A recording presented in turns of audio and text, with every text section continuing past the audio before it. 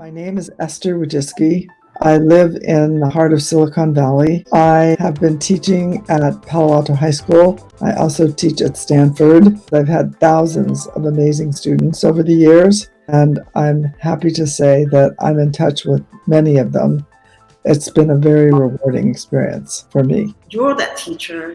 Everyone has that teacher, I guess. Usually one teacher that made a difference. Yes. I think the sad thing is there are a lot of people that can't even find one teacher. So that's why I'm trying to make it so that all teachers are memorable and all teachers have students that come back to see them. The teaching profession is a very blessed position because we need teachers in this world. Thanks to the pandemic that we're experiencing, I've seen parents and people that have posted messages, and the essence of the message is, now I know the teacher is not the problem. So they begin to understand that the teacher is really their friend and a very powerful person to help them raise their child. This change in attitude. It's sad because the change in attitude is basically now people are going back to old school values. From my parents' era, we respected teachers, and teachers has a role to play, not just a nanny at school. That's right. You know, you're not just a caretaker. You are somebody that the student should want to have in their life, helping to coach them to be the best that they can be, and not a figure that is a fearful figure. And a lot of schools around the world, people are afraid of teachers. Why are they afraid? Because they're afraid they'll make a mistake, or they're afraid the teacher will make fun of them, or they're afraid they'll get a bad grade. And so my goal is to explain that a teacher is most effective when they're seen as a coach, as somebody who can support their actions, whatever they are, and help them be the best they can be, and not overly critical. But whatever suggestions are made are seen as suggestions to help them be better, not criticism. That's a big difference. With the modern world, everyone's just chasing accolades. The children are chess pawns. What's happened is they're not just chess pawns. Children are treated kind of like pets in a pet show. Oh, here's my daughter. And of course, everybody wants to oh, how cute she is. And she's dressed so well. And then the next thing is can she perform? You know, this is not a pet. This is a child. And you need to remember that. All the parents need to remember that all the children, they're like a gift from God. And your responsibility as the parent is to nurture them and not to make them in your image. It's whatever the world set out to make them. You know, we need a lot of different types of people in the world. If everyone's the same and we all have the same skills, the world won't function. So we have to respect this individuality and cherish who they are and respect who they are. That's where the trust and respect and my acronym comes in. Researching you was most enjoyable and made me wish I was your student too. After stalking you online and binge watching many of your speeches, I've gotten used to the idea of addressing you like everyone else in Silicon Valley. Woj, that's what they call you, right? That is absolutely true. Even all the parents are I walk down the street and they're like, hey, Woj, there you are. I respond to Woj very easily. Your 3 daughters are also Woj. Well, they call themselves Little Woj, and I'm like Little Woj 1 and Little Woj 2 and Little Woj 3. So funny. What about the husband? He's a Woj too, right? Yeah, my husband, of course, is responsible for the name. You know, it's like Mr. Woj. He's like, what? What are your students calling me? And they're always asking, where's Mr. Woj? I said, well, you know, he works. He doesn't necessarily come to school. And they seem to think he's supposed to be there with me. I was like, no, I don't think so. Dads go to work and moms go to work. But I guess to them, you're like a mascot of sorts. I am sort of a mascot of sorts. They have one sweatshirt they made a few years ago. It was Woj yourself. That was maybe looks like sort of a play on watch yourself, but it's Woj yourself. You're supposed to make yourself into a Woj. It's basically to practice my trick. That's exactly right. You have groupies. I have groupies. Boy. And a lot of your groupies are very special people. They're not ordinary at all. They're all doing something interesting and special. The groupies are everywhere. Boy. And they're also your students, am I right? A lot of them are former students. There's thousands of those. A lot of them will grow up to be parents as well. Most of them. That's why your book was written for them. I wrote the first book, Moonshots in Education, and my target audience was teachers. I was trying to help teachers be more effective in the classroom. And a lot of the same ideas that I wrote in the first book, which came out in 2015, are incorporated in the second book, but the target audience for the second book was parents and teachers. So first it's parents, then it's teachers, then it's corporate world, all three, because the principles in the book apply to all three groups.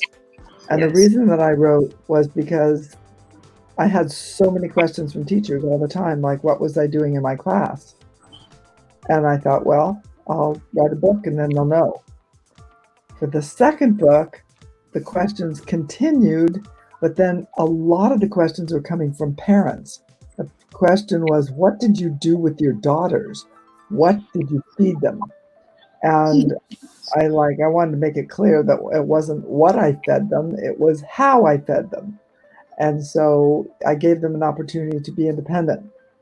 And so I wanted to make that really clear. And I also wanted to tie it to the corporate world and to actually the world at large. So that's why I wrote the second book. And do I have a third book in me? It looks like I may have a third book. I think the third book is going to be somewhat of a playbook of exactly how to implement TRIC, which is the acronym for the book: trust, respect, independence, collaboration, kindness. How to implement that for parents and for corporate leaders. I already did one for teachers, so I'm not leaving them out. I want to target parents. Like, what does it look like exactly? I thought I gave enough examples and how to raise successful people, but I think people want more examples.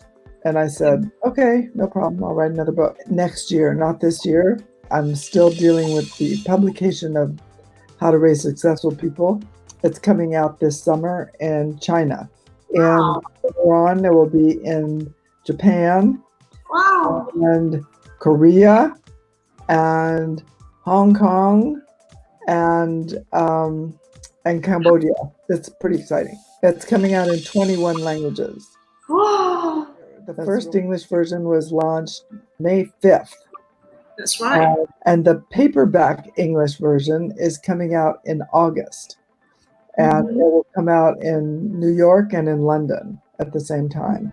So I will do another big push on that book when it comes out. So I have to see. I have to try to figure out a good strategy. No one's going to conferences right now. And so maybe I can do something on a webinar like this, like with you. Do you have any plans to make a picture book for kids, perhaps? That's a great idea. You could do the illustration. Okay, perfect. That's a deal. This is just going to be like a picture book, right? Easy one. I'm sure it's going to have something to do with kitty cats, right? I can just watch you, right? You tried to just watch me. I can give you some suggestions, but I do like your kitty cats, by the way. Visualize how your picture book's gonna be and write the copy, and then I look at it and inspiration will come and I'll sketch something out. Okay, sounds perfect. That's a great idea, honestly. Or we can call it Woj Yourself. Yeah.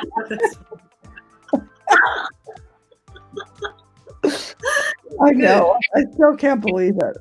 I wear that sweatshirt and it's like, I still can't believe it. there, but it is. I'm very happy about it. You've been a teacher for nearly 40 years. My husband would go out to a dinner, fancy people. He's like, "Hey, don't correct anyone tonight." Like, oh, okay, I'll remember. I'll remind myself not to say anything. Is that difficult?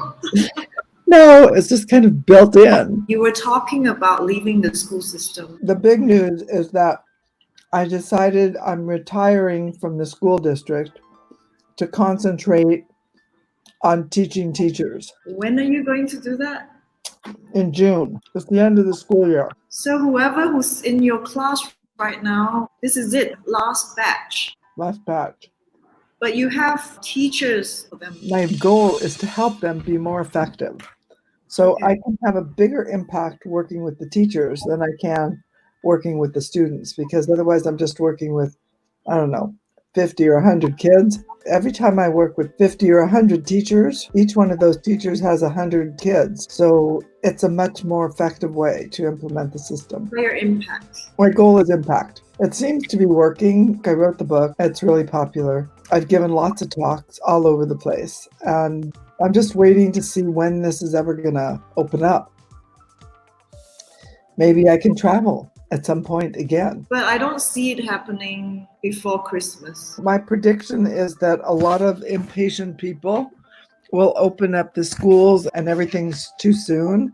And then we're going to have a bigger attack of the virus than we already had. Yeah. And so then we can't go anywhere again. So that's another reason that I decided to retire, because the school system is very unstable right now. I can be more effective helping teachers deal with the school system than I can be just working with 60 to 100 students. Your messages have been made simple. I guess that's where the impact is going to travel far. Well, that's always been my goal.